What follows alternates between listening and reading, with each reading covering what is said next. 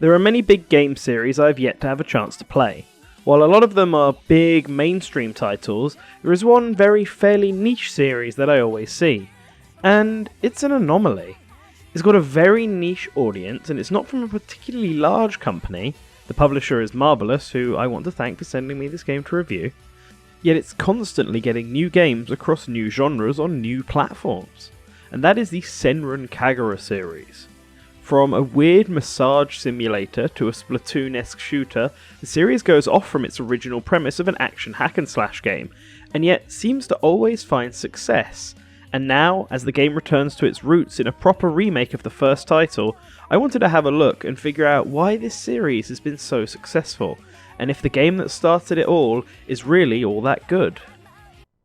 Okay, I'm just messing with you guys, I know exactly why this series has done so well. But let's talk about it anyway. Senran Kagura Burst Renewal takes the 3DS original's 2D beat-em-up combat and moves it into a 3D hack-and-slash style, which comes off as a combination of Devil May Cry and the Dynasty Warriors games. It's certainly not as deep as the former, or as mindless as the latter, but finds a nice resting spot in the middle with light and heavy combos, crazy aerial game, a much stronger transformation with super moves, and a burst meter for a temporary boost in power.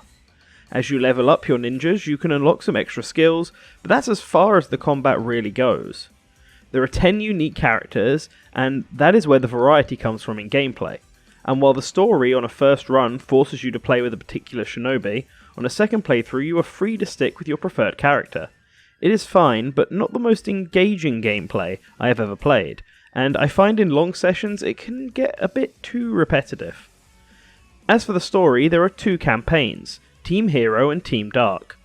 In Team Hero, you have to help Sonic the Hedgehog escape from Gun, and stop the evil Hedgehog Shadow and...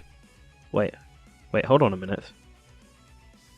In Team Hero, you play as 5 good shinobi of Hanzo Academy, and in Team Evil, you play as the 5 bad shinobi of Hibijo Academy, as they constantly bump heads with each other as rival schools tend to do. The girls of Hibijo want the super secret scroll of power, and the Hanzo Academy girls want to stop them. It's very cliché stuff that leans on the humorous side of things, although it would be unfair of me to say that the rare serious moments are not pretty heavy on the protagonist and the player. However, the story presentation at times can really bring it all down. Every so often, a chapter will be played out like a bad visual novel, with a static background and no characters present, despite the fact that our POV character will be monologuing about what is happening. A typical tell and don't show moment. These scenes are incredibly boring and rarely add to anything. Sometimes they even bring up and wrap up conflicts within the same scene. The perfect example is Ikaruga's backstory about her family and her brother. She brings up her brother's desire to be a ninja, and then him failing to accomplish it, only to have him show up moments later, where he confronts her about it in a maniacal way, in which she then overcomes, and the plotline is just forgotten. It just felt tedious, and I failed to really care at all. So, are the story and gameplay the reasons Senran Kagura does so well? Maybe to some, but definitely not the main reason. Instead, I can think of 2 big reasons why this series is so popular. Okay, scratch that. 18 big reasons why. Sorry, Mirai, but you know you can't be counted in this. So, let's talk about the girls, because they are clearly the focus here. I won't spend time going over all of them individually, but just know that Asuka is the main shinobi for the heroes, Homura is the main shinobi for the villains, and Hibari is the best girl, don't at me. It's clear that each of these shinobis are designed to hit a very specific niche, so that fans can argue over who is the best waifu. And to tip my hat into the ring just a little, outside of Hibari, who took time for me to appreciate, all of the good shinobi are super bland, both in design and personality. I found the villains to be far more engaging, and actually 3-dimensional characters, which probably comes from the fact that they are evil, but not bad people. Playing their campaign, you realise they are the underdogs, and you root for them. Well, most of them. They're not all perfect, and I couldn't care much about Mirai or Haruka, but I like Takage, Yomi and Homura. They are also more varied appearance-wise, at least at default. If you like any of these girls but just wished you could see them from different angles in different outfits, then boy do I have good news for you. Arguably the other main gameplay mode here is the Diorama Mode, where you can change every character's primary and transformation outfits as you see fit, from style to colour.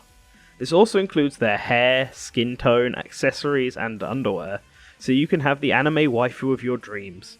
This change in costume stays with them across the game and even in cutscenes, which is nice, but not pre-rendered CG images for obvious reasons. Then if you want to show off your 5 favourite girls, they can all be posed in both safe for work and not so safe for work stances. Really, it is this part of the game that most true fans of the series like to mess around with, and use their hard-earned gold to buy new costumes, images, voice packs and music, so they can bathe in all of that Senran Kagura goodness. And if you are one of those fans, then you don't need me to convince you to buy this game. In fact, you probably already have it. But for those looking to get into the series, or just really curious like I was, then it's going to come down to how much cliché anime nonsense you can stomach. Everything surrounding the girls' customization and actions are extensive and varied, while the gameplay is fun, but nothing too outstanding. The story is a little dry, more so on the hero's side than the villains, but the presentation is nice. I haven't talked much on that point, but there isn't much to write home about other than the fact that as you take damage your clothes get ripped.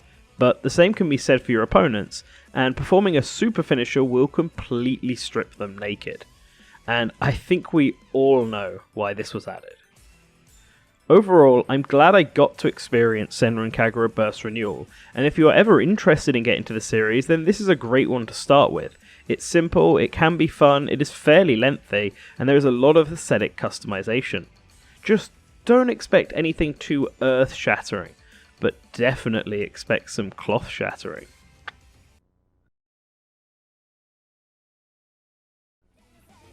Before I go today, I would just like to re-thank Marvelous for sending me a copy of this game to review.